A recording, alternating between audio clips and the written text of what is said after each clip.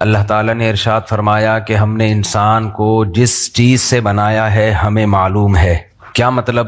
ہم جب کسی کو کوئی شخص بہت زیادہ آگے جانے کی کوشش کر رہا ہو، اپنی حیثیت سے آگے نکل رہا ہو، تو اس وقت اسے یہ طعنہ دیا جاتا ہے کہ تمہاری اوقات کیا ہے، تمہاری حقیقت کیا ہے، ہم جانتے ہیں۔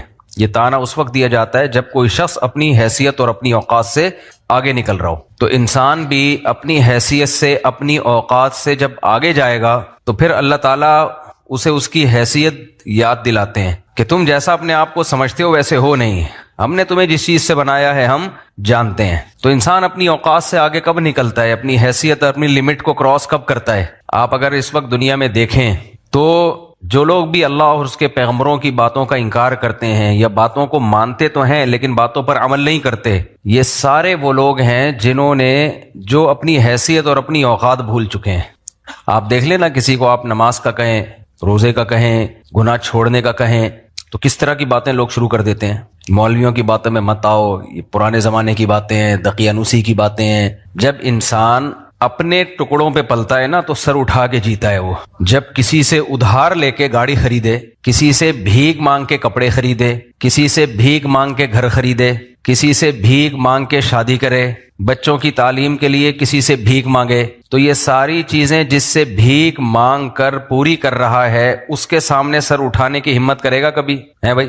مجھے ایک بات بتاؤ، آپ کے پاس کچھ بھی نہیں تھا، پہننے کے لیے کپڑے نہیں تھے، کاروبار کے لیے پیسہ نہیں تھا، کھانے کے لیے پیسہ نہیں تھا، گھر نہیں تھا، بیوی بچے نہیں تھے، اولاد نہیں تھی، کوئی بھی کچھ بھی نہیں تھا، تو ایسی صورت میں آپ کے ہاتھ میں کیا آئے گا؟ کشکول۔ کیا خیال ہے؟ ہاتھ میں کیا آئے گا؟ بھائی جب جیب میں کچھ بھی نہ ہو، بلکہ جیب ہی نہ ہو، اتنی غربت ہو، تو پھر کشکول بھی بھیک مانگ کے ملے، یعنی کشکول بھی اپنا نہیں ہے بلکہ وہ بھی کسی فقیر سے بھیک مانگنا پڑ رہا ہو کہ یار اللہ کے نام پہ کشکول دے دے تاکہ میں لوگوں سے بولو نا بھیک مانگ سکوں۔ اس سے بڑا کوئی بھکاری ہو سکتا ہے اس کائنات میں؟ ہے بھائی؟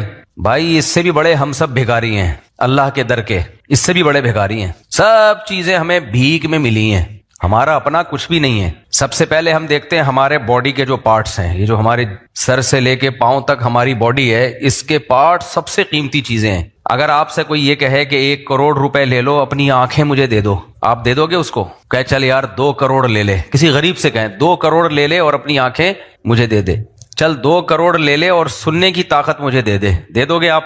2 کروڑ روپے لے لے، چکھنے میں جو زبان کی جو ایک لذت ہے، جس سے میٹھے کا، کھٹے کا، ترش کا پتہ چلتا ہے، یہ زبان میں جو سینسر لگے ہوئے ہیں، یہ مجھے دے دے، دے دو گے؟ تو اللہ تعالیٰ قرآن میں کہتے ہیں الم نجعل لہ عینین، یہ آنکھیں یہ تمہیں بھیک میں ملی ہیں۔ الم نجعل لہ عینین، کیا ہم نے تمہاری آنکھیں نہیں بنائی ہیں؟ دیکھو سوال وہاں کیا جاتا ہے 2 وجہ سے۔ جب ہم کسی سے سوال پوچھتے ہیں نا، 2 وجہ سے پوچھتے ہیں، یا تو اس کا امتحان لے رہے ہوتے ہیں کہ اس کو پتہ نہیں جواب صحیح پتہ ہے یا نہیں پتہ، یا اس لیے پوچھا جاتا ہے کہ جواب تو بالکل واضح ہے، اس کے پاس انکار کا کوئی راستہ ہے نہیں۔ بھائی کوئی آپ سے گاڑی لے کے چل رہا ہو، آپ نے اسی سے لفٹ مانگی، یار مجھے بھی بٹھا لے وہاں تک چھوڑ دے، وہ کہ میں نہیں چھوڑ رہا، تو آپ کیا کہیں گے؟ ابے کیا یہ گاڑی میری نہیں ہے؟ کہیں گے نا۔ تو یہ اس سے سوال پوچھنے کے لیے نہیں، اس پہ جتلانے کے لیے۔ بھائی یہ تو طے شدہ ہے کہ میں نے ہی تو تجھے گاڑی دی ہے، میں کہہ رہا ہوں انڈا موڑ تک چھوڑ دے، تو مجھے نہیں چھوڑ رہا یار۔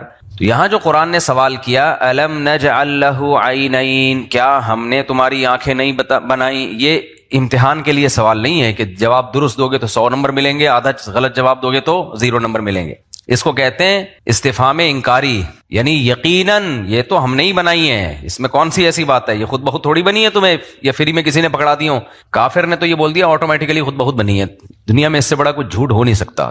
یہ تو اتنی بڑی یعنی ہٹ دھرمی اور ضد کی بات ہے نا۔ ہمیں یاد ہے ہم جب چھوٹے بچے تھے نا تو ہمیں زمین سے ملے پیسے، اب ہمیں پتا ہے ہمارے ساتھ جو کلاس فیلو ہے اس کے 50 روپے یا 10 روپے زمین پہ گرے ہیں، ہمیں پتا ہوتا تھا بھائی زمین پہ گرے ہیں، اٹھا کے رکھ لیے جیب میں۔ بچے یہ حرکتیں کر رہے ہوتے ہیں، جیب میں رکھ لیے، تو وہ کہتا ہے یار یہ تو پیسے میرے ہیں۔ تو اگر ہم جواب میں یہ کہیں ہاں تیرے تو ہیں لیکن میں تجھے دوں گا نہیں، یہ بھی جرم ہے۔ کیا خیال ہے بھائی؟ تیرے پیسے ہیں مگر میں تجھے دوں گا نہیں، یہ بھی جرم ہے یا نہیں ہے؟ جرم ہے۔ اس سے بڑا جرم یہ ہے جو ہم کرتے تھے کھیل کود میں کہ ہمیں تو اللہ کی زمین سے ملے ہیں۔ بھائی ہم نے تیری جیب سے پیسے نہیں نکالے، ہمیں یہ پیسے کہاں سے ملے ہیں؟ اللہ کی زمین سے ملے ہیں۔ کر لو کیا کر رہا ہے۔ وہ کہتا ہے بھائی اللہ کی زمین سے پیسے تو میرے، ہم کہیں زمین کس کی ہے؟ کہے گا اللہ کی۔ ہم نے اٹھائے کہاں سے ہیں؟ زمین سے. تو جب اللہ کی زمین سے تو اللہ تو ہم سے مطالبہ کر سکتا ہے, تو کون ہوتا ہے؟ تو یہ اس طرح سے کسی کے پیسے کھا جانا یہ زیادہ بڑا جرم ہے یا نہیں ہے؟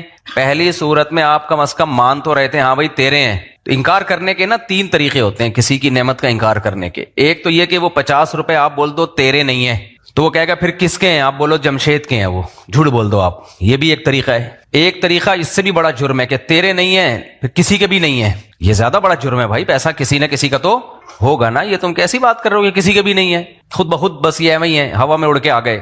تیسرا طریقہ اس سے بھی بڑا جرم ہے کہ نہ تیرے ہیں نہ جمشید کے ہیں نہ کسی اور کے ہیں, اللہ کے ہیں. اور زمین کس کی ہے؟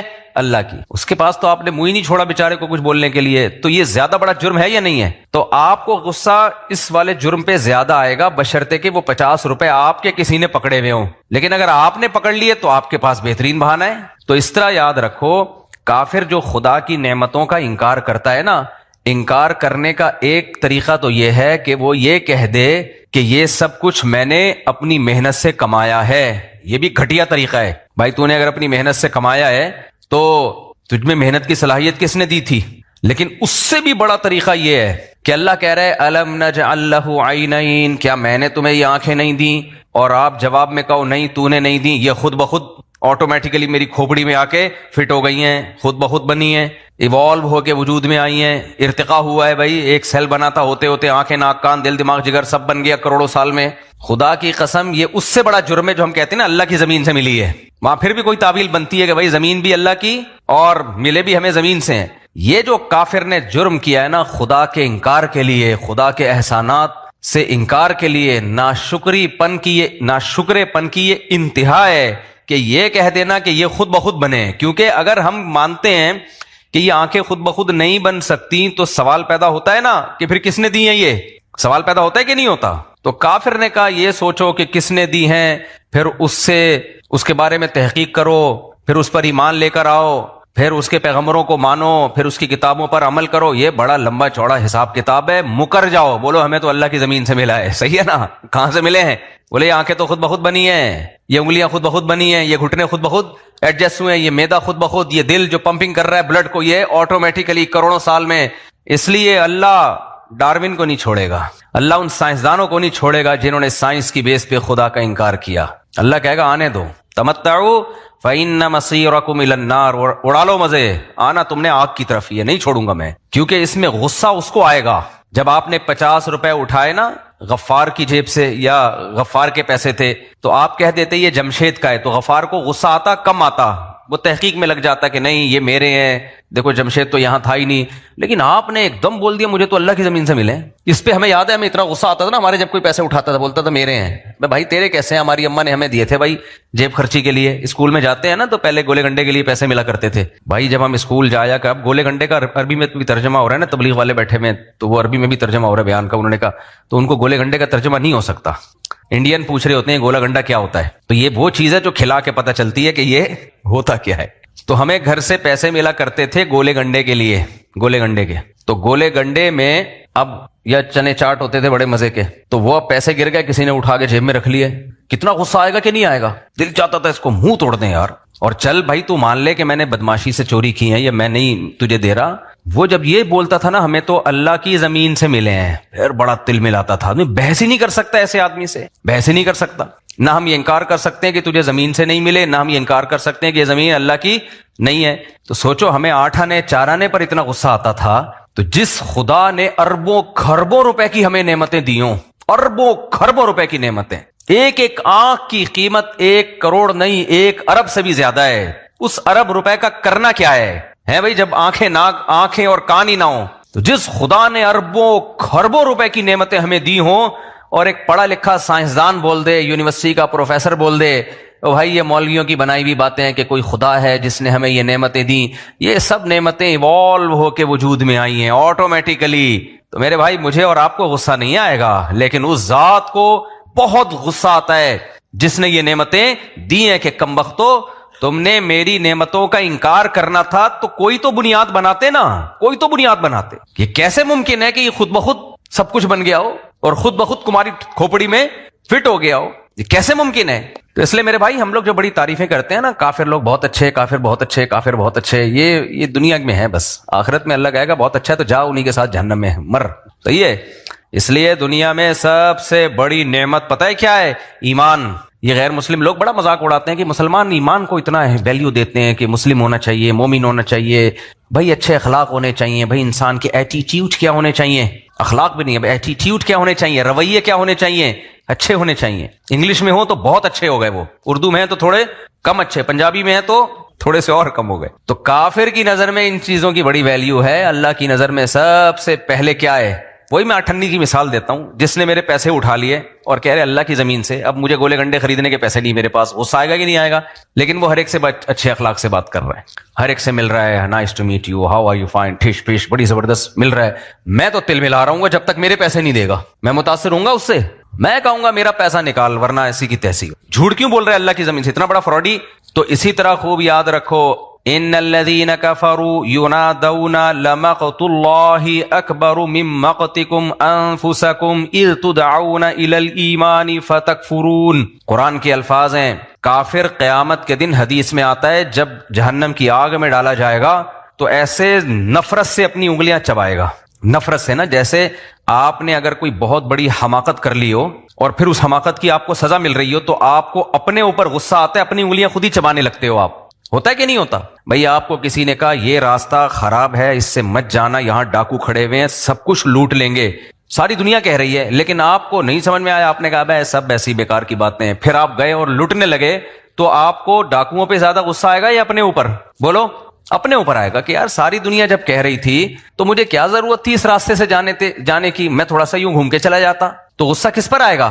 آپ نے بہت دفعہ دیکھا ہوگا نا، لوگ اپنے آپ کو کوٹ رہے ہوتے ہیں، بہت دفعہ دیکھا ہوگا کوٹ رہے ہوتے ہیں اپنے آپ کو، غصے میں اپنے آپ کو گالیاں دے رہے ہوتے ہیں، اپنے آپ کو برا بلا کہہ رہے ہوتے ہیں. تو قرآن کہتا ہے جو کافر، جو خدا کے منکر ہیں، وہ جب جہنم کی آگ میں جلیں گے، اللہ ہم سب کو اس آگ سے بچائے، تو وہ غصے سے اپنی انگلیاں چبائیں گے. غضبناک کس پر ہوں گے؟ وہ اپنے اوپر. تو اللہ ان سے کہے گا ان الذین کفروا ینادون، اللہ ان سے کیا کہے گا؟ لمقت اللہ اکبر من مقتکم انفسکم، آج تمہیں اپنے اوپر جتنا غصہ آ رہا ہے جب تمہیں اللہ کی طرف ایمان لانے کی طرف بلایا جاتا تھا نا کہ اپنے خدا کو پہچانو، جس نے تمہیں آنکھیں دی، جس نے تمہیں کان کی نعمت دی، جس نے تمہیں رزق آسمانوں سے روزی برسائی، وآتاکم من کل ما سألتموہ، جو تمہاری ضرورتیں تھی ساری اس نے پوری کی ہیں، اس رب پہ ایمان لے کر آؤ، اس کی دعوت پر لبیک کہو، تو تم انکار کرتے تھے. وَإِذَا قِيلَ لَهُمْ، جب ان سے کہا جاتا تھا کہ قیامت پر ایمان لے کر آؤ، تو کہتے ہیں لا ندری ما الساعہ، ہمیں کیا پتا یہ قیامت کیا چیز ہے، سائنس تو نہیں مانتی قیامت کو، ہے بھائی.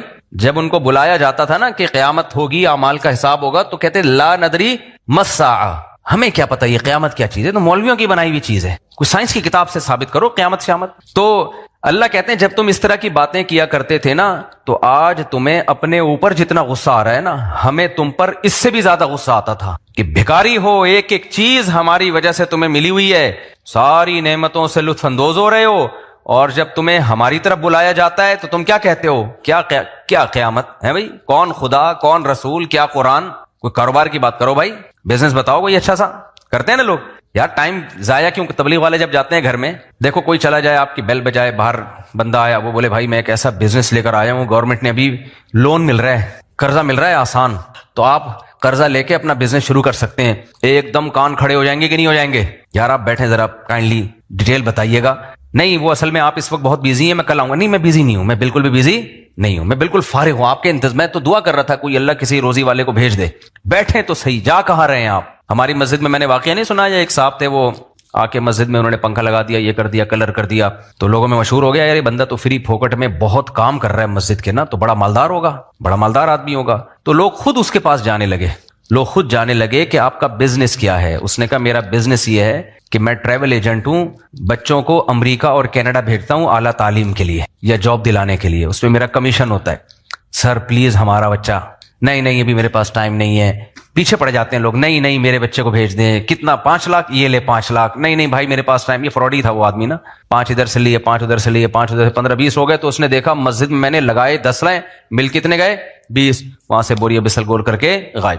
پھر کسی دوسری مسجد میں جا کے کلر بلر کروایا 10 لاکھ میں.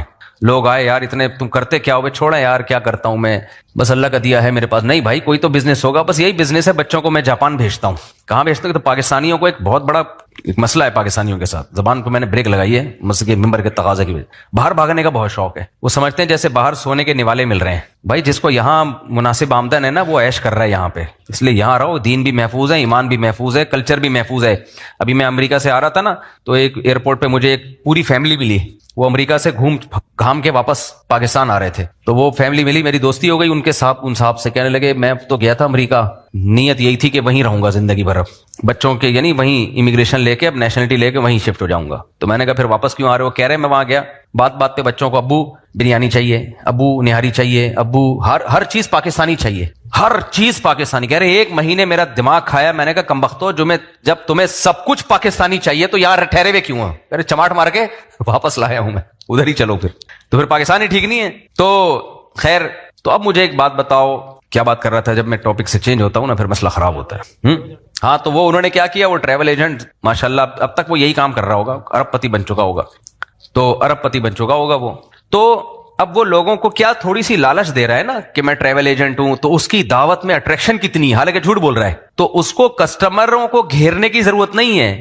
وہ کسٹمر کو بھگاتا تھا کہ نہیں پہلے ہی میرے پاس اتنی فائلیں آئی ہوئی ہیں, آپ کے بچے کو میں امریکہ نہیں بھجوا سکتا. لو خود نہیں بھجوائیں آپ, ہمارا حق پہلے ہے.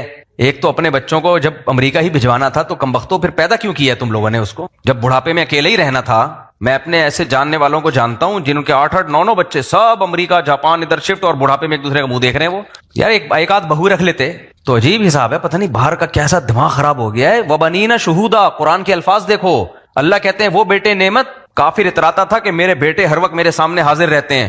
تو اس سے پتہ چلتا ہے بیٹے وہی بیٹے ہیں جو آپ کے سامنے حاضر ہوں, اور جوانی میں نہیں بڑھاپے میں حاضر ہوں. وہ بیٹا جو امریکہ جاپان میں بیٹھا ہوا ہے, آپ کے پاس ہے ہی نہیں ایک بھی بیٹا, تو پھر وہ بیٹا کیا ہے؟ وہ تو آپ کی بہو کا شوہر ہے, وہ آپ کا بیٹا تھوڑی ہے. بہو کے ساتھ ہے, وہ آپ کے ساتھ تو پھر وہی ہے جو آئی تھی. اب خود سوچو کتنی بڑی ٹینشن, استغفر اللہ, ہے یا نہیں ہے؟ جس سے شادی ہوئی تھی بڑھاپے میں وہی آپ کے ساتھ ہے.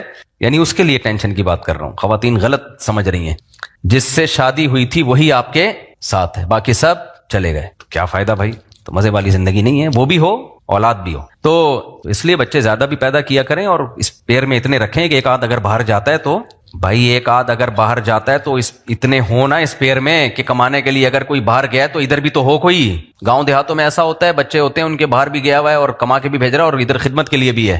تو یہ نہیں ہونا چاہیے. بچے بھی کم ہوں اور پھر ہو بھی رہے ہیں تو وہ بھی باہر جا رہے ہیں سارے. اپنے آپ کو عذاب میں مت ڈالو, اللہ پہ توکل کرنا سیکھو. اللہ یہاں بھی روزی دے دیتا ہے, یہاں بھی اللہ بہت نواز دیتا ہے جس کو نوازنا ہوتا ہے. جو نہیں نوازنا ہوتا وہاں جا کے بھی وہ بیچارے گھاس کھا رہے ہوتے ہیں, اور وہاں بھی وہی لوگ زیادہ پنپ پاتے ہیں جن میں کوئی قابلیت ہو, کوئی ڈاکٹر ہو, کوئی انجینئر ہے, کوئی سائنٹسٹ ہے تو کچھ کر لے گا, ورنہ جا کے بیچارہ کیا کرے گا وہاں پہ.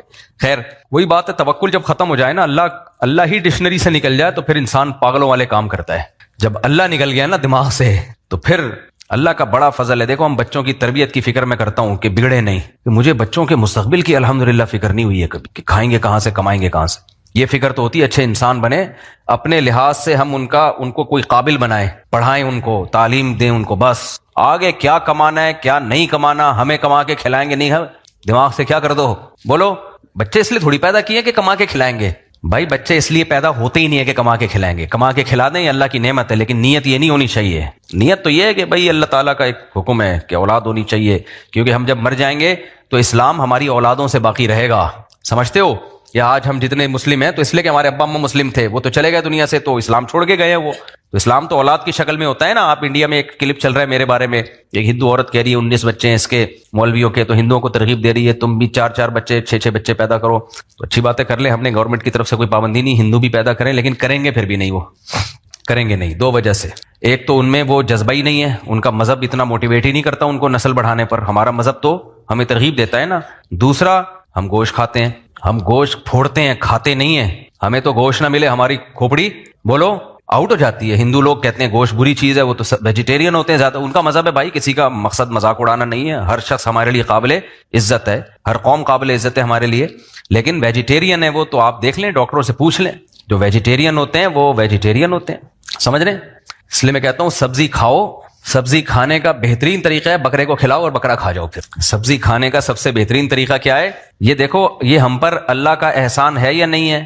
اگر اللہ تعالیٰ ہم پہ چھوڑ دیتا، ہمارا مذہب اسلام نہ ہوتا، ہماری عقل پہ چھوڑ دیتا کہ کیا کھانا چاہیے، تو عقل تو یہی کہتی ہے ایک جاندار ہے، زندہ ہے، آپ اس سے زندگی کا حق کیوں چھین رہے؟ دیکھنے میں یہ ظلم لگتا ہے کہ نہیں لگتا؟ گائے کو ذبح کرتے ہیں تڑپتی ہے، بکرے کو ذبح کرتے ہیں تڑپتا ہے، مرغی کو ذبح کرتے ہیں تڑپتی ہے مرغی، دیکھنے میں یہ عقل کے خلاف ہے، کیوں ظلم کر رہے ہو؟ لیکن وحی نے ہمیں، قرآن و سنت نے ہمیں بتایا وَسَخَّرَ لَكُم مَّا فِي السَّمَاوَاتِ وَمَا فِي الْأَرْضِ جَمِيعًا مِّنْهُ، بھائی ان کو میں نے پیدا تمہارے کھانے کے لیے کیا ہے، تم نہ ہوتے میں ان کو پیدا ہی نہ کرتا، اور اگر تم ان کو کاٹ کے نہیں کھاؤ گے بڑھاپے میں سسک سسک کے مریں گے، یہ ان کے لیے تو کوئی اولڈ ہوم بھی نہیں بنیں گے۔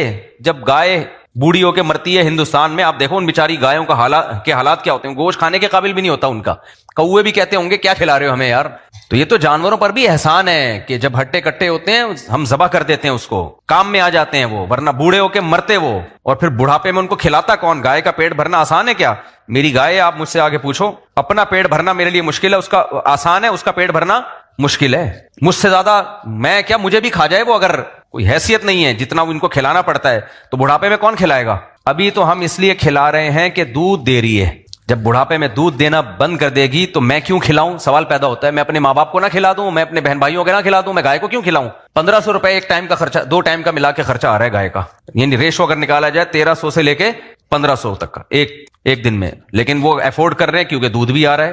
دودھ آنا بند ہو جائے، بچہ بھی آنا بند ہو جائے تو اب تو بھائی اپنی ماں باپ پہ تو انسان خرچ کر لے گا، گائے پہ کیا سوچ کے؟ ہندو بھی خرچ نہیں کرتے بوڑھی گائے پہ۔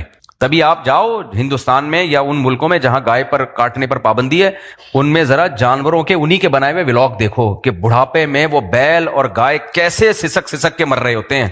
تو اللہ نے ہمیں اسلام دے کر ہمیں پابندی لگا دی کہ تم مت سوچو، میں نے تمہیں اجازت دے دی ہے کہ تم گوشت کھاؤ، تو اب ہمارے لیے گوشت کیا ہو گیا؟ حلال۔ اگر ہم اس مسلم نہ ہوتے تو سوچتے رہتے۔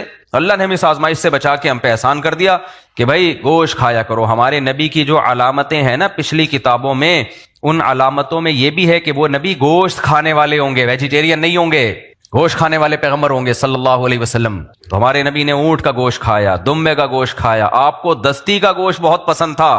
ترمذی کی حدیث ہے کہ اہنؤ مریئن او کما قال، راوی کہتے ہیں کہ نبی صلی اللہ علیہ وسلم فرماتے تھے کہ یہ جو دستی کیا ہوتی ہے؟ بکری کا بازو۔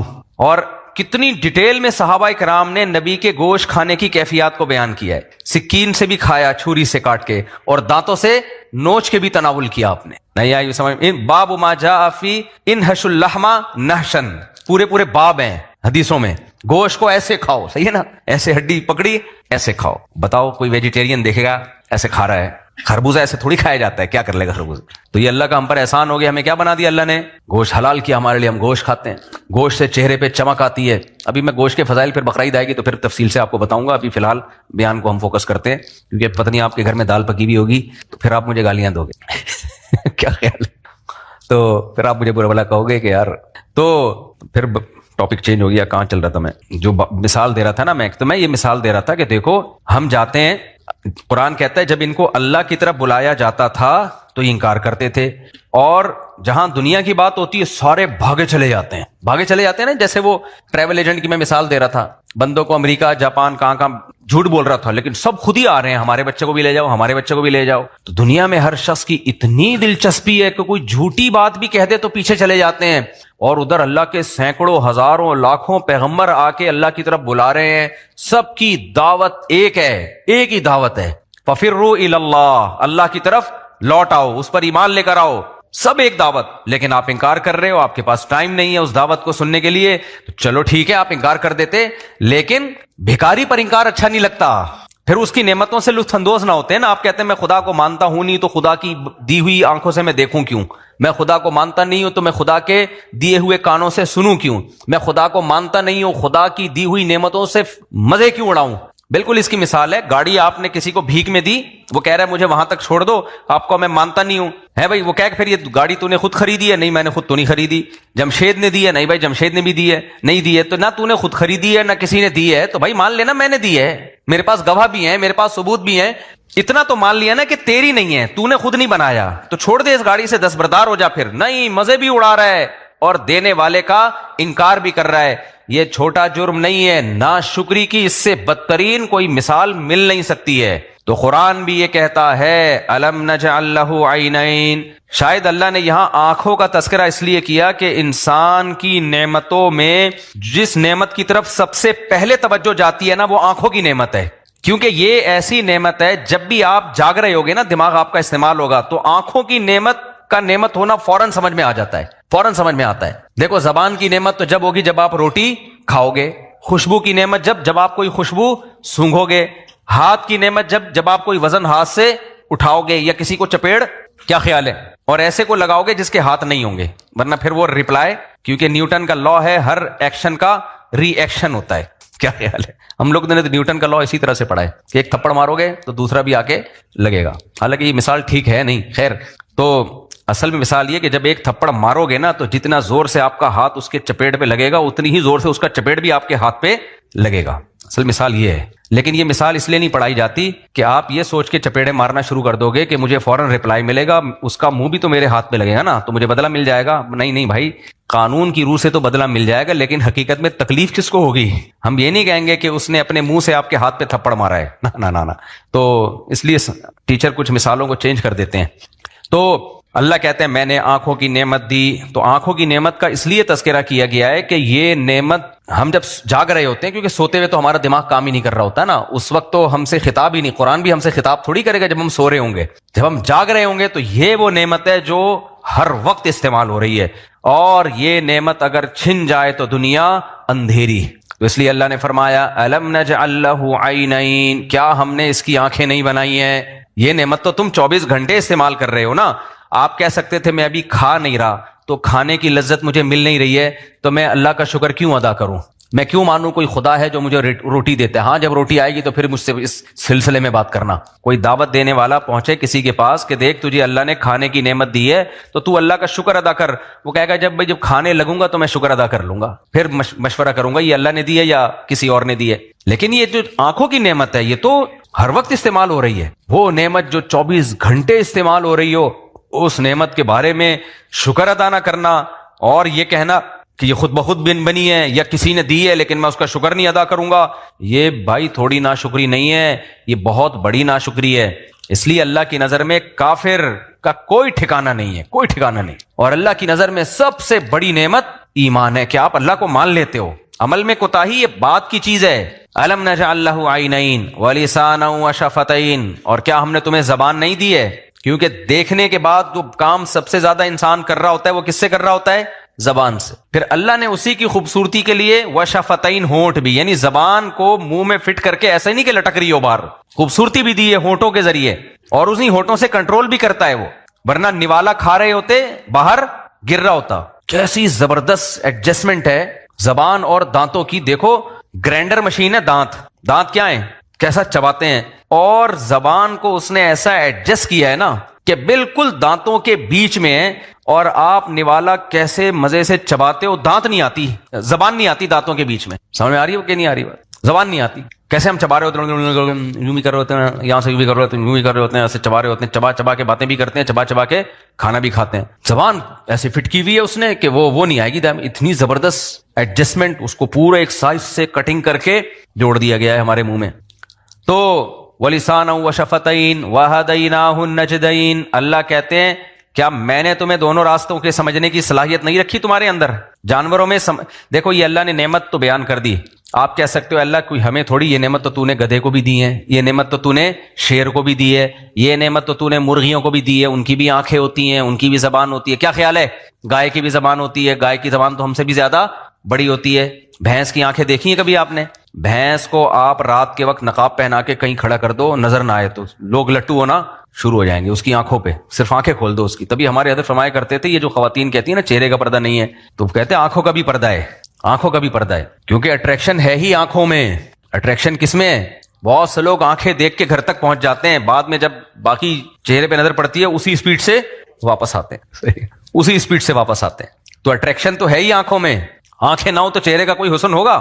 میں اکثر ایک واقعہ سناتا ہوں نا, بہت پرانا ہو گیا, دوبارہ جلدی سے پارسل کر دیتا ہوں. یہ اس پہ کیا عورت کو اپنی آنکھوں کا بھی پردہ کرنا چاہیے. وہ ہمارے ایک دوست تھے, کراچی سے جا رہے تھے لاہور یا سرگودا کہیں جا رہے ہوں گے, تو انہوں نے واقعہ سنایا اپنے کسی دوست کا. وہ دوست بھی مولوی صاحب, اللہ تعالیٰ مغفرت فرمائے ان مولوی صاحب کی, ابھی زندہ ہیں ویسے وہ. تو لیکن احتیاطاً اللہ پہلی مغفرت کر دے جو انہوں نے بیچاروں سے حرکت ہوئی. تو کہتے ہیں میرے سامنے ایک خاتون بیٹھی ہوئی ہیں نقاب پہن کے, آنکھیں کھلی ہوئی, ان کی آنکھیں کھلی ہوئی تھی. تو وہ خود اپنا واقعہ ہمارے دوست کو اور پھر دوست مجھے سنا رہے کہ یار وہ غلطی ہو گئی نا, انہوں نے پھر بتا دیا کہ یار میں بھی کس چکر میں پھنس گیا تھا. کہہ رہے میں سامنے بیٹھا ہوا ہوں ٹرین میں اور وہ سامنے آنکھیں کھلی ہوئی ہیں. تو کہہ رہے ہیں وہ آنکھیں ایسی اٹریکٹیو تھیں, مجھے دل میں میرے طبیعت مائل ہوئی تو میں خدمتیں کر رہا ہوں.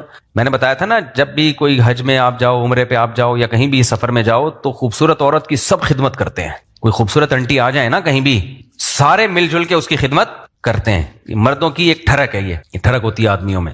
تو اب وہ کہتے ہیں میں اس کی خدمت شروع کر دی, پانی لے کر آؤں آپ کے لیے, کھانا لے کر آؤں, بار بار پوچھ رہا ہوں. کہتے ہیں اب اتنی میں نے خدمت کی نا, اتنی خدمت, میرا خیال ہے اپنی ماں کی کر لیتے نا تو شاید بخشے ہو جاتے. اتنی خدمت کی. کہتے ہیں جب لاہور یا سرگودا قریب آنے والا تھا تو میں نے ان سے پوچھا کہ اب تھوڑا بے تکلف ہو گیا نا, میں نے کہا اب تھوڑا سا لائن مارتے ہیں, فری ہونے کی کوشش کرتے ہیں, پیغام بھیجتے ہیں. کوئی نکاح وکاح کا بھیجنے کا ارادہ ہوگا ان کا کہ چلو یار. تو اتنی خدمت کی. وہ خاتون بھی بڑی خوش کہ ماشاء اللہ یار, لوگ بلا وجہ کہتے ہیں مولوی ایسے مولوی ویسے, اتنی خدمت گزار مولانا. وہ مولوی تھے نہیں, داڑھی واڑی تھی ان کی. مولوی ہوتے بھی تو بھائی غلطی ہر ایک انسان ہر ایک سے ہو سکتی ہے نا.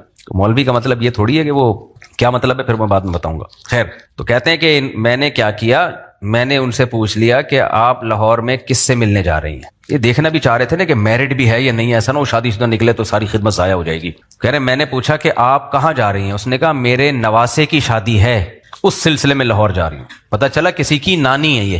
تو میں نے کہا دھت تمہارے کی یار, میں بلا وجہ کسی کی نانی کی خدمت میں لگا ہوں. کہہ رہے اس وقت سے, اس کے بعد سے میرے جذبات ہی خدمت کے ختم ہو گئے.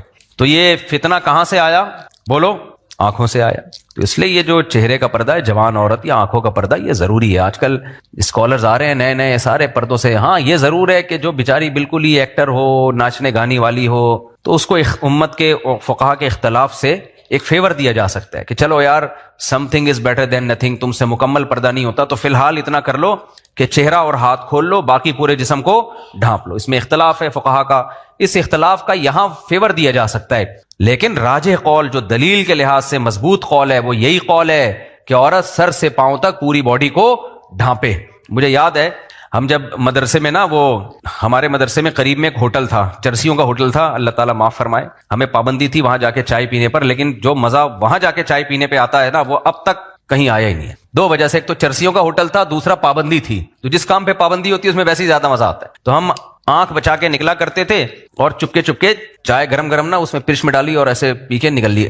تو وہاں میں بیٹھا ہوا تھا اپنے ایک دوست کے ساتھ, ہم لوگ دونوں نکلے. وہ لڑکا مدرسے میں طالب علم نہیں تھا, ملازمت کرتا تھا, جیسے مدرسے میں ملازمین بھی ہوتے ہیں نا, اس وقت تو لڑکا تھا, پورا آدمی بن چکا ہے. تو ایک خاتون گزری, اس کے کہیں کلائی کھلی ہوئی ہوگی, تو کہیں کلائی اس کی صرف کلائی کھلی ہوئی تھی, یعنی پورے برقعے میں ڈھکی ہوئی ہے, کلائی کھل گئی. اور وہ کلائی میں پتہ نہیں اس نے کوئی اپنی کلائی کے لیے یوں کیا ہوگا. وہ لڑکے کے جو حالت ہوئی ہے, میرے ٹھرکی میرے ساتھ, اب اس کو یاد نہیں ہوگا یہ واقعہ, اس لیے غیبت میں نہیں آتی یہ چیز. اس کی جو حالت ہوئی ہے, مجھے کہہ رہا ہے میرے تو ہاتھ پہ نظر پڑی ہے ایسا لہراتا ہوا. اس نے پھر جو نقشہ کھینچا, میں نے کہا مجھے کیوں خراب کر رہا ہے, نظر تیری پڑی ہے مجھے کیوں خراب کر رہا ہے. کہہ رہا ہے یار ایسا اس کا یہ ہاتھ ہے, تو میں تو وہ دماغ میں نا اس کے بیٹھ گئی. وہ تو یہ اتنی چیزوں سے عشق سوار ہو جاتے ہیں, اتنی چیزوں سے پاگل ہو جاتے ہیں لوگ. اس لیے اللہ تعالیٰ نے عورت کو حکم دیا سر سے لے کے پاؤں تک اپنی باڈی کو چھپائے, وہ چھپائے اپنے آپ کو, فتنہ نہ ہو. اب یہ یونیورسٹیوں میں خودکشیوں کے واقعات ہو رہے ہیں نا, ان میں اکثر واقعات ناکام عشق کے ہوتے ہیں. آپ ہسپتالوں میں جاؤ, جتنے لڑکے لڑکیاں, زیادہ تر خودکشیاں جوان لوگ کرتے ہیں, بوڑھے لوگ نہیں کرتے. آپ چلے جاؤ, حالانکہ مسائل جوانوں کے ساتھ زیادہ ہوتے ہیں یا بوڑھوں کے ساتھ ہوتے, لیکن خودکشی کا ریشو بوڑھوں میں کم ہے, جوانوں میں زیادہ ہے. اور جوان جو کر رہے ہوتے ہیں نا, ان میں بھی بے روزگاری کی وجہ سے خودکشی کرنے والے 1%, سمجھ رہے ہو, جاب لیس ہو گئے, یہ مسئلے ہو گئے, فلانے مسئلے, 1%. 99% جو لڑکے اور لڑکیوں میں خودکشی ہے وہ ناکام محبت, ناکام عشق. اور یہ عشق کیوں پیدا ہوا؟ بد نظری سے. کیوں بھائی؟ جب آپ کو اللہ نے حکم دے دیا قل للمؤمنین یغضوا من ابصارہم, کہ مومنین سے کہہ دیں اپنی نگاہوں کو جھکائیں, تو جھکانا سیکھیں نا بھائی, کیوں نظر اٹھا رہے ہیں؟ اور یہ جو عمر ہے نا 13 سال سے لے کے 25, 26, 27, 28, 30 سال تک کی عمر, اس میں تو نظر کی حفاظت انتہائی زیادہ ضروری ہے. 30 سال کے بعد تھوڑا انسان کی ٹھڑک کم ہونا شروع ہوتی ہے, اگر شادی شدہ ہو. وہ شادی شدہ نہیں تو وہ بھی کم نہیں ہوگی. تو یہ جو عمر ہے تو بہت ڈینجرس عمر ہے, بہت, یہ عشق معاشقے کی عمر ہے. 30 سال کے بعد عشق نہیں ہوتا. اگر کوئی کہہ رہا ہے نا 40 سال کا مجھے عشق ہو گیا, یہ شو مار رہا ہے. کیا کر رہا ہے یہ شو مار رہا ہے. 40 سال 50 سال کے بعد عشق نہیں ہوتا, محبت ہوتی ہے, عشق مش نہیں ہوتے. عشق معاشقے یہ 13 سال جب آپ کا جو ٹیسٹوسٹیرون لیول ہے وہ انتہائی ابل رہا ہوتا ہے, وہ جو ہارمونز ہے نا 16 سال میں یہ ڈاکٹر کہتے ہیں انتہائی پیک پر ہوتے ہیں. یہ جو شہوت ہے نا انسان کی, جو ٹیسٹوسٹیرون جو مردانہ ہارمونز ہیں, جو ریسرچ ہے وہ یہ کہ 16 سال میں یہ انتہائی پیک پر ہوتے ہیں. اور ہماری گورنمنٹ کیا قانون بنا رہی ہے, 16 سال میں شادی الاؤ نہیں ہے. پاگل کے بچے یہ سالے نہ شریعت کو مانتے ہیں نہ میڈیکل سائنس کو مانتے ہیں. سمجھ میں آ رہی ہے؟ اور یہ گوروں کی ریسرچ ہے, یہ مسلمانوں کی نہیں ہے, گوروں کی ریسرچ ہے کہ سب سے زیادہ جو زنا کا خطرہ جس عمر میں ہے, عشق معاشقے کی جو عمر ہے وہ کون سی ہے, 15 بھی ہے, 14 بھی ہے, 13 بھی ہے. یہ نہیں کہ اس میں کم ہوتے ہیں جذبات, نہ وہ جذبات بڑھتے ہیں 16 سال کی عمر تک. اس کے بعد بولو نیچے آنا شروع ہوتا, پھر ہوتے اتنے نیچے آتے ہیں 50 55 60 سال میں جا کے پھر نوجوان کہتا ہے اب مجھے شادی کے بارے میں سوچ لینا چاہیے. تو میں ایسے لوگوں سے کہتا ہوں اب آپ کو اس تکلف کی ضرورت بولو نہیں ہے, کائنڈلی اب آپ یہ تکلف مت کریں. ہاں پہلے سے شادی ہوئی بھی ہو نا تو چلتا رہے گا, جو قوت انسان کی استعمال ہوتی رہتی ہے وہ جوان رہتی ہے قوت. لیکن کمارا جو اس عمر تک شادی نہ کی ہو تو وہ اس کے بارے میں کچھ تحفظات ہیں, اس کی پھر شادی کے بڑے مسائل ہوتے ہیں, پھر وہ بڑے مسائل ہوتے ہیں. پھر وہ مسائل کیا ہوتے ہیں, میں کوئی قبلہ حکیم نہیں ہوں جو میں آپ کو مسائل بیٹھ کے بتاؤں لیکن ہوتے ہیں, کیونکہ قوت استعمال ہی نہیں ہوئی نا نیچرلی, تو وہ تو پھر برباد ہو جاتی ہے وہ قوت. خیر, تو 16 سال عشق معاشقہ انتہائی درجے کا ہوتا ہے انسان ہے. اور ہماری حکومت نے اسمبلیوں میں کیا قانون بنایا ہے, بھئی 18 سال سے پہلے شادی الاؤ نہیں ہے. لوگ مجھے کہتے ہیں آپ اس کے خلاف بیان دو. میں نے کہا جن لوگوں نے یہ قانون بنایا ہے تو ان کے ہاں تو 36 سال میں شادی نہیں ہوتی, کیا خیال ہے؟ ان کی اگر بچیاں زنا کر لیں ان کی صحت پہ کوئی فرق نہیں پڑتا. بوائے فرینڈ ہوتے ہیں ان کے, گرل فرینڈ ہوتی ہے, بوائے فرینڈ ہوتے ہیں. یہ تو غیرت مند لوگوں کے لیے ہم بات کرتے ہیں کہ 18 سال سے پہلے شادی اسلام میں کیا ہے, صرف الاؤ نہیں ہے, ترغیب ہے. لڑکا لڑکی بالغ ہو جائے تو ترغیب ہے نکاح کرنا ہے. تو جو شریعت جس کی ترغیب دے رہی ہو اس میں ریاست کا قانون بالکل اس کے اگینسٹ ہو, اور ریاست بھی وہ جو دعویٰ کرتی ہو کہ اسلام کے نام پہ بنا ہے, تو اس قانون کو اٹھا کر پھینک دو باہر گلی میں. نئی تہذیب کے انڈے ہیں گندے, تو اسمبلی میں بننے دو, ہماری صحت پہ کوئی فرق نہیں پڑتا. میں نے اپنی بچی کی شادی 13 سال میں کی اور میں تو کھلے عام بتاتا ہوں, میرے پہ کیس کرو بھائی. میں نے کم عمری میں بچی کی شادی کی ہے, کیس کرو نا میرے اوپر, کیوں نہیں کرتے؟ تو اور میرے اوپر بند کیا نا تو 100 لوگوں کی میں اور کرواؤں گا پھر باہر نکلتے ہی, سمجھ رہے ہو؟ میں نے 2 بھانجیوں کی شادی 13 سال میں کی ہے, اپنی بیٹی کی شادی 5-6 سال ہو گئے اس کی شادی کو الحمدللہ, اور ایک بیٹی کی 16 سال میں شادی کی ہے. تو ہماری بچیوں کے تو اچھے رشتے اگر آ جائیں, اچھے رشتے نہیں آ رہے پھر تو 38 سال میں بھی نہیں کرو بھائی. یہ نہیں کہ بس گھر سے نکالنا, یہ تو ظلم ہے. کوئی اچھا رشتہ جب آ جائے, حدیث میں آتا ہے جب تمہاری طرف کوئی اچھا رشتہ آ جائے تمہاری بیٹی کے لیے, تو نبی صلی اللہ علیہ وسلم کی حدیث ہے اس کے مقابلے میں اسمبلیوں کے بنائے ہوئے قانون کی 2 ٹکے کی حیثیت نہیں ہے. اس کو حیثیت دینا کفر ہے, کوئی حیثیت نہیں. ابھی کچھ دن پہلے کچھ علماء کی گروپ میں بحث ہو گئی کہ حکومت نے جو ایکچولی قانون بنایا ہے اس کو ہمیں دوسرے پہلو سے بھی دیکھنا چاہیے. میں نے کہا آپ دیکھ لیں, آپ کے پاس فالتو ٹائم بہت زیادہ ہے. صحیح ہے نا, ہمارے پاس جو اللہ رسول نے قانون بنا دیا پوری امت کا اجماع ہے, ہماری کھوپڑی اتنی فارغ نہیں ہے کہ ہم فالتو چیزوں میں بیٹھ کے غور. یہ اجتہاد کا دروازہ ان مسائل میں کھلا ہوا ہے جو نئے مسائل ہیں, جو مسائل کمپلیٹ ہو چکے ہیں ان میں اجتہاد جائز ہی نہیں ہے. اور منسوس چیز ہے نا, قرآن نے حکم دیا ہے, اجازت نہیں ہے, ترغیب دی ہے قرآن نے, حدیث نے. تو جو ترغیبی حکام ہے, دیکھو کچھ لوگ کہتے ہیں اسلام نے فرض تو نہیں کیا نا اس کو کہ 18 سال سے کم عمر میں شادی فرض تو نہیں ہے نا, تو جائز ہی ہے نا. تو جو کام مباح ہوتا ہے حکومت اس میں قانون سازی کر سکتی ہے. تو خوب سمجھ لیں, جو مباح یا جائز کام ہوتے ہیں ان کی 2 قسمیں ہیں. ایک تو وہ جائز ہوتا ہے جس کو ہم کہتے ہیں کہ مباح الاصل, یعنی ہر چیز اصل میں حلال ہے جب تک کہ اللہ اس کو حرام نہ کر دے, تو اس میں تو حکومت قانون سازی کر سکتی. جیسے آپ روڈ پہ چلتے ہوئے جا رہے ہو, لال بتی پہ رکنا شریعت میں کوئی وہ نہیں ہے بھائی, جائز بھی ہے, آپ رکنا چاہو رک جاؤ, جانا چاہو چلے جاؤ, تو یہ مباح الاصل ہے. لیکن حکومت نے قانون بنا دیا کہ جب لال بتی ہوگی تو آپ کو رکنا پڑے گا, تو یہاں حکومت قانون سازی کر سکتی ہے. لیکن ایک جائز وہ ہوتا ہے جس کو شریعت نے باقاعدہ قانون بنا کے جائز قرار دیا ہو, لیگل قرار دیا ہو. جیسے کسی ملک میں قانون بنا کے یہ لیگل ہے, اس پہ کوئی پابندی نہیں ہے. اب اس کے خلاف کوئی شخص واحد اگر قانون بنائے گا تو یہ حکومت کے ریٹ کو چیلنج کرنے والی بات ہوگی. مثال کے طور پر گورنمنٹ آف پاکستان یہ قانون بنا دیتی ہے, جیسے کہ بنا ہوا ہے قانون کہ 18 سال کی عمر کے بعد کوئی اگر مرد اپنی شادی خود کرنا چاہے تو کر سکتا ہے نا, تبھی کورٹ میرج لڑکے جا کے کر لیتے ہیں. اگر باپ آ کے کہتا ہے کہ نہیں میں شادی کو نہیں مانتا, تو حکومت کیا کہتی ہے, بھائی گورنمنٹ نے پراپر وے میں اجازت دی ہے کہ 18 سال کے بعد آپ نکاح کر سکتے ہیں, تو یہ جائز ہے. حکومت نے پراپر اس کو جائز قرار دیا ہے, قانون کا حصہ بنا دیا ہے. لہذا اب اگر باپ کہہ رہا ہے کہ میری پرمیشن نہیں ہے تو آپ ریاست کے قانون کے خلاف نہیں جا سکتے, تو وہاں بھی تو باپ یہی کہے گا اگر دلیل دے کہ جی ریاست نے 18 سال کے بعد نکاح کی اجازت دی ہے نا, لازم تو قرار نہیں دیا ہے, حلال ہی ہے نا, واجب تو نہیں ہے, لہذا میں اس قانون کو چیلنج کر کے تبدیل کرتا ہوں. تو حکومت کیا کہے گی؟ بھائی جب ہم نے پراپر وے میں قانون کا حصہ بنا دیا ہے, اس کو جائز قرار دے دیا ہے, تو پھر اس کو نہ ماننا یہ حکومت کے رٹ کو چیلنج کرنے کی بات ہے, یہ بغاوت کے زمرے میں آئے گا. پھر یہ سمجھ رہے ہو کہ نہیں سمجھ رہے؟ تو اللہ تعالیٰ نے ایسا نہیں ہے کہ ہمیں آزاد چھوڑا ہو کہ 18 سال سے پہلے کرنی ہے پہلے کر لو, بعد میں کر لیے بعد میں. اللہ نے باقاعدہ اجازت دی ہے کہ بالغ ہونے کے بعد لڑکی یا لڑکے کا نکاح کر سکتے ہو, یہ لیگل ہے. اب اس میں کوئی بھی کہیں بھی قانون بنتا ہے کہ انلیگل ہے, تو یہ قانون اسلام کے قانون سے کیا ہوگا؟ ٹکرائے گا. تو اس لیے ایسے قوانین کو توڑنے کا ثواب حاصل کیا کرو. سمجھتے ہو؟ ایسے قوانین کو توڑنے سے کیا ملتا ہے؟ تھوڑا ثواب نہیں ملتا, بہت ثواب ملتا ہے, کیونکہ اللہ کہتا ہے تو صحیح معنوں میں توحید پرست ہے. صحیح ہے, تو حکومت کی خدا کے ہاں جہاں جائز قوانین ہے جو اسلام کے اگینسٹ نہیں ہے اس میں تو مانا جائے گا. اسلامی حکومت ہے بھائی, مسلمانوں کے ہم ساری زندگی دفاع کرتے رہتے پاکستان اسلامی کنٹری ہے, پاکستان اسلامی کنٹری ہے, پاکستان اسلامی کنٹری ہے, یہاں بغاوت جائز نہیں ہے, یہاں بغاوت جائز نہیں. قانون کیا بن رہا ہے؟ 18 سال سے پہلے آپ نکاح نہیں کر سکتے, تو اٹھا کے پھینک دو باہر گلی میں, نئی تہذیب کے انڈے ہیں گندے. تو جن لوگوں نے بنایا ہے ان کو نہ قرآن کا پتہ نہ حدیث کا پتہ, اور ان بیچاروں میں وہ غیرت بھی نہیں ہوتی. ان کو کیا پتا کہ ان کی بچیاں یونیورسٹیوں میں بوائے فرینڈ لے کے گھوم رہی ہوتی ہیں, ان کو پتہ چلتا ہے تمہاری بچی کے 10 بوائے فرینڈ ہیں. ایکچولی براڈ مائنڈیڈ بننا چاہیے. تو جب غیرت شرم حیا سب ختم ہو جائے تو پھر تو 18 کیا یہ 24 سال میں بنا دیں, کون کوئی پوچھے گا ان کو؟ ہے بھائی. تو اس لیے میں تو ابھی پھر میں نے کہا ایک اور جو ہے نا, جو میری باقی بیٹیاں بھی ہیں, ارادہ یہی ہے کہ جیسے ہی رشتہ آئے گا ہم کیا کریں گے؟ رشتہ ہو فرشتہ ہو. تو ہم نہیں انتظار کرتے بھائی, ہم پاگل تھوڑی ہیں بچیوں کا مستقبل تباہ کریں, کیونکہ بعض دفعہ اچھا رشتہ ہاتھ سے نکل جاتا ہے. اب بچی کے, میں نہیں کہہ رہا آپ کریں یہ کام, لازمی کریں, اچھا رشتہ آئے تو کریں آپ, کیونکہ نبی کی حدیث ہے اذا خطب الیکم من ترضون دینہ وخلقہ فزوجوہ, جب تمہاری طرف کوئی ایسا شخص نکاح کا پیغام بھیجے جس کے دین اخلاق سے تم مطمئن ہو تو نکاح کر دو. الا تفعلوہ تکن فتنۃ فی الارض وفساد عریض یا فساد کبیر او کما قال صلی اللہ علیہ وسلم. اگر نہیں کرو گے تو بڑا فساد پھیلے گا سوسائٹی میں. یہ بڑا فساد یہی ہے, معاشقے ہوں گے جو ہو رہے ہیں یونیورسٹیوں میں. میں نے 16 سال کی لڑکیوں کو خودکشی کرتے ہوئے دیکھا ہے اپنی زندگی میں, ہسپتالوں میں, ناکام عشق. سمجھتے ہو کہ نہیں سمجھتے؟ حکومت کہے گی مرنے دو, عشق ہو گیا, شادی نہیں کرنا. جب باپ کو پتا چلے لڑکی عشق میں پاگل ہو گئی ہے, مر جائے گی, تو شریعت کیا کہتی ہے؟ لن تری للمتحابین مثل النکاح, یہی کہتی ہے نا حدیث, بھائی محبت کر رہی ہے نکاح کر لو.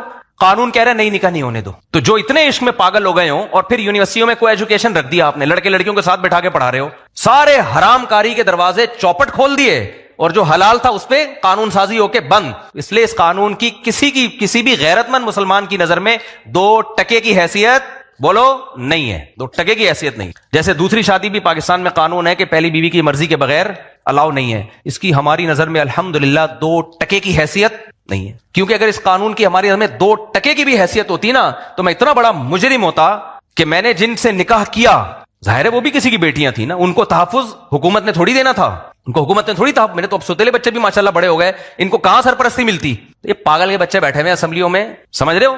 تو ان سے زیادہ امیدیں نہیں لگاؤ. اور اسلامی نظریاتی کونسل بھی اللہ ہدایت دے اس کو, بس بیٹھے ہوئے ہیں کر کے لکھ رہے ہوتے ہیں وہ. تو کچھ کام اچھے بھی کر رہی ہوتی ہے اسلامی نظریاتی کونسل, سارے کام غلط نہیں کر رہی ہوتی, لیکن جن کاموں پہ ان کو زیادہ فوکس کرنا چاہیے وہ ہو نہیں رہا.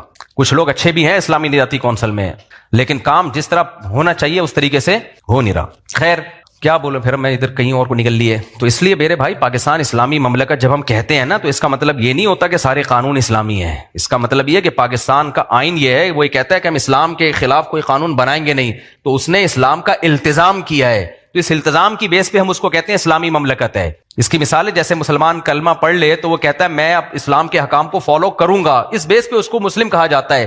اگر وہ فالو نہیں کر رہا تو پھر اس کو گنہگار مسلمان کہا جائے گا, اور مجبور کیا جائے گا کہ آپ جب اسلام کا آپ نے التزام کیا تو فالو کیوں نہیں کر رہے. تو پاکستان کو جب ہم کہتے ہیں اسلامی مملکت ہے, تو اس لیے کہ اس کے آئین میں یہ بات ہے کہ قرآن و سنت کے خلاف کوئی قانون نہیں بنے گا. تبھی تو ہم آواز, یہ بیان میں امریکہ میں تھوڑی کر سکتا ہوں کہ 18 سال سے کم عمر شادی کے قانون کو ہم نہیں مانتے. امریکہ کہ تیرے باپ کا ملک ہے, نکل یہاں سے, تو مانتا ہے کہ نہیں مانتا. ہم پاکستان میں یہ بات اس لیے کر رہے ہیں کہ کمبختو تم نے آئین میں لکھا ہوا ہے کہ قرآن و سنت کے خلاف کوئی قانون نہیں بنے گا, اور ہر قانون تم قرآن و سنت کے خلاف بنا رہے ہو, تو اس قانون کے خلاف تو آواز اٹھائی جائے گی نا. اسلامی ملک ہے اس لیے اٹھائی جائے گی, غیر اسلامی ملک میں تھوڑی ہم اٹھاتے ہیں یہ آواز. تو اس لیے یہ فضول قسم کے جو بنتے ہیں نا 18 سال سے پہلے، کوئی بھی وکیل آ کے بتایا کرے، بولے بھائی اپنا کام کر، دوسری شادی بھی ہم بیوی کی اجازت کے بغیر کریں گے، ہاں اس کو کوشش کریں، سمجھا لیں، منا لیں، اچھی باتیں مان جائے تو ٹھیک ہے، نہیں تو کسی بیوہ کو سہارا دینے کے لیے کسی کی پرمیشن لینا، کسی طلاق یافتہ کو سہارا، اس کا بیڑا غرق کر دیں یار، اس نے کیا بگاڑا ہے؟ سوسائٹی میں طلاق یافتہ بیوہ عورتوں سڑ رہی ہیں، زنا کر رہی ہیں، اس کے لیے گورنمنٹ کہہ رہی ہے ان کو زنا سے بچانے کے لیے ضروری ہے کہ آپ کا سالہ راضی ہو۔ سالہ ہی ہو تو وہ سالہ ہی کیا جو آپ ہیں، اس کو پھر سالہ نام کیوں رکھا ہے تم نے؟ اس کا نام فرشتہ رکھو، پھر آپ سالہ تھوڑی راضی ہوگا۔ تو خیر، تو کہا پھر وہ میں دائیں بائیں نکل لیا۔ ہاں میں یہ بات کر رہا تھا کہ اب دیکھو یہ اس معاشرے ہوتے کیوں ہیں؟ ایک تو اس لیے ہوتے ہیں کہ نکاح جلدی رواج نہیں ہے، جذبات کی عمر ہے، اس میں پابندیاں لگائی ہوئی ہیں کہ نکاح نہیں کرنا، باقی ساری فوش فلمیں بھی کھول دی اس کے لیے، اور یونیورسٹیوں میں لڑکوں کے ساتھ بھی بٹھا دیا اس کو، یہ سارے بد نظری کے اڈے کھول کے رکھ دی ہم نے اس کو، اور حلال تھا اس کو کیا کر دیا؟ بند۔ تو خودکشیوں کے علاوہ میرے بھائی یہ تو جو نہیں ہو رہی اس پہ بھی حیرانگی ہو رہی ہے، اب تک یہ بچے ہوئے کیوں ہیں؟ تو میں اس پہ بتا رہا تھا کہ نوجوانوں میں جذبات بہت زیادہ ہوتے ہیں۔ ہمارے حضرت فرمایا کرتے تھے کہ لڑکا اور لڑکی جب بالغ ہوتے ہیں نا، ان کو چاہیے ڈائری میں اپنے جذبات نوٹ کر لیا کریں، کیونکہ جب یہ بڑے ہو جاتے ہیں تو بھول جاتے ہیں ہماری کیا کیفیت ہوا کرتی تھی، پھر جب یہ ماں باپ بنتے ہیں تو ان کو اپنے بچوں کی شادی کا خیال ہی نہیں ہوتا۔ پھر جب بچہ 15-16 سال میں کہتے ہیں ابا شادی، تو ابا چماٹ لگاتا ہے، ابے کیا بھی تو انڈے سے چوزا نکلا نہیں ہے، وہ بھول جاتا ہے باپ کے میرے کیا جذبات تھے اس عمر میں، سمجھ رہے ہیں؟ ابا اپنے بارے میں بھول چکا ہوتا ہے، تو حضرت فرماتے تھے جیسے ہی بالغ ہوا کرو لکھ لیا کرو کہ میرے کیا جذبات ہیں۔ کسی خاتون کی کلائی دیکھی بے ہوش ہو گیا، کسی نانی کے صرف آنکھیں دیکھی تو سرگودا تک اس کو پہنچا کے آ رہا ہے اس کے گھر میں، وہ تو شکر ہے اس نے پہلے بتا دیا، ورنہ گھر شادی میں پہنچا کے آتا اس کو۔ تو اپنی جان پہ، اب حکومت کو تو ہم تبدیل نہیں کر سکتے، ہم اپنی جان پہ خود ہی رحم کر سکتے ہیں۔ خود ہی رحم یہ کہ نکاح جلدی کر لیا کرو، گورنمنٹ کی ایسی کی تیسی، اس قانون میں گورنمنٹ کی ایسی کی تیسی باڑ میں جائے۔ ہر قانون کو میں نہیں کہہ رہا، جو حکومتی قانون کو فالو کرنا واجب ہے، لیکن شریعت کے خلاف قانون بولو، جب بھی کوئی بتایا کرے نا کہ 18 سال سے پہلے شادی میں، اچھا لطیفہ سنا ہے تو نے، ٹھیک ہے اچھا لطیفہ سنا ہے، باقی غیرت مند لوگ کر رہے ہیں، کرتے رہیں گے، ہم نے بھی کی ہے، اور اچھا رشتہ ہے کرو بھائی۔ تو لوگ اپنی بیٹیوں کے مستقبل کو حکومت میں بیٹھے ہوئے نمائندے جو زرداری بلاول وغیرہ جیسے اچھے لوگ ہیں، ان کی بھیٹ تھوڑی چڑھا سکتے ہیں ہم اپنے بچوں کے مستقبل کو؟ کیا خیال ہے؟ اپنی بچیوں کے مستقبل کو ہم چڑھا دیں ان لوگوں کی بھیٹ کہ ہمیں بتائیں گے کہ آپ نے اپنی بچیوں کی شادی کب کرنی ہے؟ بھائی صاحب، مسلمان ماں باپ اپنی بچیوں کے بارے میں آپ سے زیادہ بہتر سمجھتے ہیں، کائنڈلی آپ ہمارے خاندانی معاملات میں ٹانگ اڑانے کی کوشش نہ کریں آپ، کائنڈلی۔ ہاں جس کا خیال ہے کہ میری بچی 16 سال میں نہیں اس کی شادی مناسبت، وہ نہ کرے، یہ ماں باپ فیصلہ کریں گے، ہم یہ تھوڑی کہہ رہے ہیں کر دو لازمی۔ بعض دفعہ ماں باپ یہ سمجھ رہے ہوتے ہیں بچی امیچور ہے، ابھی اس کے سسرال میں نہیں ایڈجسٹ ہو سکتی ہے، مسائل کھڑے ہوں گے تو نہ کرے بھائی، وہ تو یہ فیصلہ ماں باپ نے کرنا ہے، خاص طور پہ باپ نے، گورنمنٹ نے یہ فیصلہ نہیں کرنا ہے، گورنمنٹ کے غلام نہیں ہے ہم، گورنمنٹ میں اس کو دخل اندازی کی قطعاً اجازت نہیں ہے اس میں، تو گورنمنٹ قانون بنائے، اپنے گھر میں اس پر عمل کرے، ٹھیک ہے۔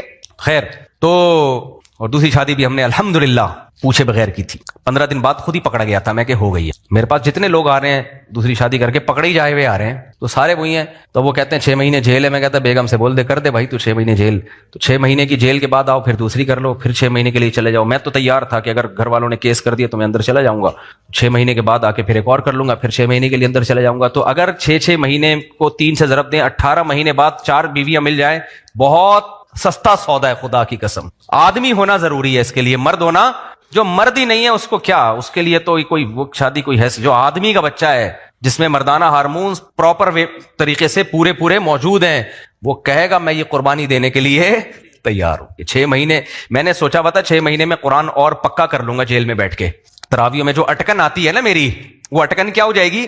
ختم، اور باہر نکلتے ہی ایک اور کروں گا میں۔ تو 18 مہینے میں اگر آپ کو 3 بیویاں مل رہی ہیں، اگر تم چھکے ہو یا استغفر اللہ یعنی آدمی نہیں ہو، تو تمہیں یہ باتیں سمجھ میں نہیں آئیں گی، تم بولو گے پتہ نہیں کس قسم کی بات ہے، لیکن جو آدمی ہے وہ آدمی کے لیے یار بیوی سے بڑی کوئی نعمت نہیں ہے، اس سے آپ کو اولاد ملتی ہے۔ یعقوب علیہ السلام نے نکاح کیا ہے نا، پہلی سے جو اولاد ملی، دوسری سے جو اولاد ملی وہ یوسف ملے۔ میں اکثر واقعہ نہیں سناتا رہتا، ایک مکہ میں ایک مولانا تھے، عالم تھے، انہوں نے مجھے کہا کہ دیکھو یعقوب علیہ السلام کے نے 2 شادیاں کی تھیں، کتنی مصیبت میں پھنس گئے، یعنی کتنی مشکل میں پھنس گئے تھے وہ بیچارے، کہ ان کے سوتیلے بیٹوں نے دوسری بیوی کے جو بیٹے ان کو کنویں میں ڈال دیا۔ یہ ہوتا ہے 2 شادیوں کے بعد، دیکھ رہے ہو اتنے مسائل ہوتے ہیں، پیغمبر کے گھر میں اتنے مسائل ہوتے ہیں۔ میں نے کہا حضرت یہ سب اپنی جگہ ہے، لیکن یعقوب علیہ السلام اگر دوسری نہ کرتے تو ان کو یوسف بولو نہ ملتے، نہ سورہ یوسف نازل ہوتی۔ تو میں نے کہا اس سے پتہ چلتا ہے کہ ان تمام تر مسائل کے باوجود بھی یہ نعمت ہے۔ آج ایک بندہ آیا میرے پاس 2 شادیاں کر کے نا, ابھی تھوڑی دیر پہلے کی بات ہے, غیبت اس لیے نہیں کسی کو کیا پتا کس کی بات ہو رہی, اتنا ٹینشن میں تھا وہ, ڈپریشن کی گولیاں کھا رہا ہے بیچارہ نا, تو بہت ٹینشن میں آیا ہوا تھا کہ میں بہت بری طریقے سے پھنس گیا ہوں. میں نے کہا کیوں پھنس گیا, کیا مسئلہ کیا ہے؟ کہہ رہے ہیں یار بس وہ بہت پھنس گیا نا. میں نے کہا پھنسا کہاں ہے؟ کہہ رہے تانے مل رہے ہیں, یہ ہو رہا ہے. میں نے کہا تانے ہی مل رہے ہیں نا, مجھے ہی نہیں سمجھ میں آتا پھنستا کدھر ہے. کہہ رہے وہ ادھر سے اتنی گالیاں, ادھر سے. تو میں نے کہا گالیوں کو انجوائے کرو اور کوئی حل نہیں ہے تمہارے پاس, کیوں ناک پہ مکھی بٹھا کے گھومتے ہو بھائی؟ تم اپنا کما رہے ہو, یا تو کما نہیں رہے ہوتے نا, کسی کے ٹکڑوں پہ پل رہے ہوتے, پھر مصیبت تھی کہ وہ سسرال کھلانا چھوڑ دے گا. تم سسرال کو کھلا رہے تھے, بولو رہو میرے پاس. کہہ رہے وہ لڑکے چلی گئی ہے بیوی. میں نے کہا وہ لڑکے گئی ہے نا, آپ نے تو نہیں نکالا اس کو. کہہ رہے وہ گئی ہے. تو میں نے کہا آ جائے گی. کہہ رہے اگر نہیں آئی تو ایک سیٹ خالی ہو جائے گی. کیا کوشش کرو اس کو لانے کی, طلاقیں دے دے کے شادیاں کرنا کوئی خاندانی لوگوں کا کام نہیں ہے. میں نے کہا 6 مہینے سال انتظار کرو, مناؤ اس کو جا کے, پھر بھی نہیں آتی تو کس بات کی ٹینشن ہے؟ کہہ رہے اس کے ساتھ بچے بھی ہیں. تو میں نے کہا بھائی پھر کوشش کرو بچے بھی مل جائیں, نہیں ملتے تو پھر مزید پیدا کرو. یا تو تم بانجھ ہو گئے ہوتے, بچے پیدا کرنے کا امکان ہی ختم ہو گیا ہوتا. ایک اصول یاد رکھو, مولانا شرف علی تھانوی رحمہ اللہ تعالیٰ فرمایا کرتے تھے, جو چیز اختیار میں ہے اس کو چھوڑو نہیں, جو اختیار میں نہیں ہے اس کے پیچھے مت پڑو. ساری خوشیاں زندگی میں نہیں مل جاتی. لوگ سمجھتے ہیں 4 بھی ہوں اور محبت بھی ہو اور پہلی بھی خوش ہو اور بچے بھی ہوں اور سارے میرے. ایسا نہیں ہوتا میرے بھائی, ایسا ہوتا تو یہ سارے کر کرا کے بیٹھے ہوئے ہوتے. خیر پھر ٹاپک چینج ہو گیا, بات کو جلدی سے سمیٹ کے میں ختم کرتا ہوں. تو میں یہ عرض کر رہا تھا کہ یہ جو خودکشیوں کے واقعات ہو رہے ہیں نا, یہ نظر کی حفاظت. تو حکومت نے تو, ہم یونیورسٹیاں تو کو ایجوکیشن ہی ہیں, قانون بنتے رہیں گے. مجھے اور آپ کو اپنی جان پہ خود ترس کھانا چاہیے. وہ کیا ہے؟ نظر کی حفاظت. تو نوجوانوں کو چاہیے نظر کی حفاظت کرو میرے بھائی. تو معاشقی عشق شروع کہاں سے ہوتا ہے؟ نظر سے. آنکھیں, پھر اس کے بعد دل. حدیث سے ہی بات ثابت ہے, نبی صلی اللہ علیہ وسلم نے فرمایا آنکھیں بھی زنا کرتی ہیں, کان بھی زنا کرتے ہیں, زبان بھی زنا کرتی ہے. تو اس زنا سے اپنے آپ کو بچاؤ گے تو بڑے زنا سے بچے رہو گے. اور یہ آسان ہے, نظر جھکا لینے میں کم تکلیف ہوتی ہے, نظر اٹھا لینا اس کے بعد تکلیفیں ہی تکلیفیں. اب وہ جو ٹرین میں جا رہے تھے, خدمتیں کر کر کے آدھے ہو گئے وہ بیچارے, شروع میں ہی نظر جھکا کے رکھتے تو یہ نوبت آتی, آخر میں جو ان کو جھٹکا لگا ہوگا ان کا دل چاہ رہا ہوگا ٹرین سے چھلانگ مار کے باہر گر جاؤں گا. اس سے بہتر وہ تھوڑی تکلیف تھی کہ نظر اٹھاتے ہی نہیں, فری نہ ہوتے اس سے. اگر نظر غیر اختیاری پڑ گئی تھی, تھوڑی دیر کی تکلیف ہوتی ہے, وہ ختم ہو جاتی ہے. تو بد نظری کرنے والا تو اپنا بیڑا غرق کر رہا ہوتا ہے. تو خیر, تو میں نے بیان جلدی سے میں ختم کرتا ہوں جہاں سے شروع کیا تھا. تو اللہ تعالیٰ نے اتنی نعمتیں دی, اتنی نعمتیں دی. فرمایا وَهَدَيْنَاهُ النَّجْدَيْنِ. ہاں میں کہہ رہا تھا کہ اشکال ہوتا ہے بھائی, یہ نعمتیں تو شیر اور گدھے کو بھی ملی, آنکھیں ان کے پاس بھی ہیں, زبان ان کے پاس بھی ہے. وہ نعمتوں سے تو جانور بھی لطف اندوز ہوتے ہیں نا. گائے بھوکی ہو, آپ کھانا ڈالو, ایسے نوالے بھر بھر کے کھاتی ہے. تو آگے اللہ نے فرمایا ہدیناہ النجدین. اللہ فرماتے ہیں یہ ساری نعمتیں تو جانور کو بھی ملی ہیں, لیکن ایک نعمت تمہیں ملی ہے, جانور کو نہیں ملی.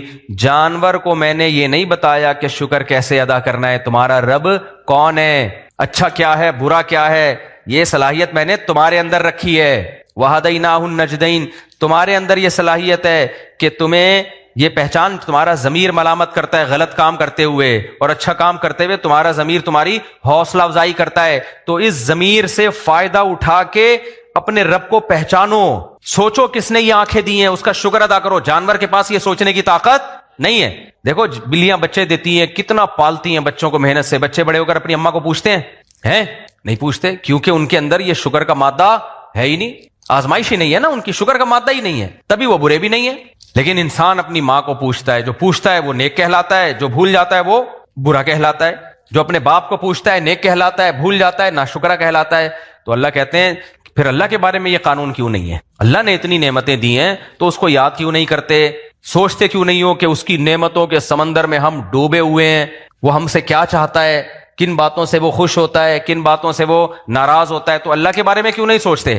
تو اس لیے کیوں نہیں سوچتا؟ اس لیے نہیں سوچتا کہ اس کو پتا ہے جب میں سوچوں گا تو پھنسوں گا. آپ کو پتا ہے کہ دیکھو ایک آدمی نے, آپ ہوٹل پہ گئے, کسی نے آپ کو چائے پلائی تھی, آج آپ کا نمبر تھا. اب آپ مان لو گے کہ اس نے مجھے چائے پلائی ہے, تو آپ کو اس کو پلانی پڑے گی کہ نہیں پلانی پڑے گی؟ تو آسان طریقہ یہ آپ بھول جاؤ کہ اس نے مجھے پلائی ہے, تو اس سے آپ کے پیسے کیا ہو جائیں گے؟ بچ جائیں گے. تو ایسے موقع پہ انسان کہتا ہے کیڑی چائے. وہ میں نے نہیں سنا تھا لطیفہ, ایک آدمی دریا میں ڈوب رہا تھا, کسی نے کہا کہ بھائی تو منت مان لے کہ جیسے ہی اللہ نے مجھے دریا سے نکالا تو میں اللہ کے نام پہ 2 دیگیں صدقہ کروں گا. وہ کنجوس آدمی تھا, اس نے کہا میں کوئی منت نہیں مان رہا, میں بچ جاؤں گا. جب یقین ہو گیا نا اب تو ڈوب ہی رہا ہوں, تو اس نے منت مانی, اے اللہ تو نے اگر مجھے اس دریا کی موجوں سے نکال دیا تو 2 دیگیں تیرے نام پہ صدقے میں دوں گا. ایک لہر آئی, اٹھا کے باہر. اب ناشکر آدمی کیا کرتا ہے؟ جیسے ہی باہر آیا کہتے ہیں کیڑی دیکھ، کیڑی دیکھ، دوسری لہر نے اٹھا کے واپس اندر، جیسے ہی اندر گیا بول رہا بھائی میں پوچھنا چاہ رہا تھا میٹھے چاول کی یا نمکین، فوراً بیان کیا کر دیا؟ چینج۔ تو کافر بھی یہی کرتا ہے، وہ اگر مان لے گا کہ اللہ نے آنکھیں دی ہیں، اللہ نے کان دی ہیں، اللہ نے زبان دی ہے، تو زنا کرے گا، وہ ہے شراب پیے گا، ماں باپ کو اولڈ ہاؤس میں جمع کرائے گا، رشتے توڑے گا، نماز ضائع کرے گا، زکات سے بھاگے گا، سارے حکام کو فالو کرے گا کہ نہیں کرے گا؟ کافر نے بڑا بہترین راستہ نکالا، کیڑا اللہ، کون اللہ، کون محمد صلی اللہ علیہ وسلم، کون پیغمبر، کیڑا قرآن، کیڑی تورات، کیڑی انجیل، کیڑی حدیث، کون صحابہ۔ او بھائی ان ہی الا حیاتنا الدنیا نموت و نحیا، بس یہ دنیا کی زندگی ہے، ہم آٹومیٹیکلی پیدا ہوتے ہیں اور آٹومیٹیکلی مر کے مٹی ہو کے ختم۔ او کمبختو، آٹومیٹیکلی ایک روبوٹ پیدا نہیں ہو سکتا، انسان کیسے پیدا ہو گیا؟ ایک آنکھ آٹومیٹیکلی نہیں بن سکتی، کیسا آٹومیٹیکلی ہے کہ پیدا ہوتا ہی ماں کی چھاتیوں میں دودھ آ گیا؟ یہ آٹومیٹک کوئی ایسی مشین آج تک آپ نے دیکھی؟ اور اگر کوئی آٹو پہ کوئی مشین ہو تو وہ بھی انسان نے فٹ کی ہوئی ہوتی ہے، خود بخود نہیں ہوتی۔ ایسی آٹو مشین یار، آٹو مشینیں ہوتی ہیں نا، خودکار مشینیں جنہیں اردو میں کہتے ہیں، خودکار مشینیں، تو وہ بھی انسانوں نے بنائی ہوتی ہیں۔ وہاں تو کوئی بھی نہیں کہتا یہ روبوٹ خود بخود بن گیا، یہ سائیکل خود بخود بن گئی، یہ کیل خود بخود دیوار میں ٹھک گئی، یہ گھڑی خود بخود بن گئی۔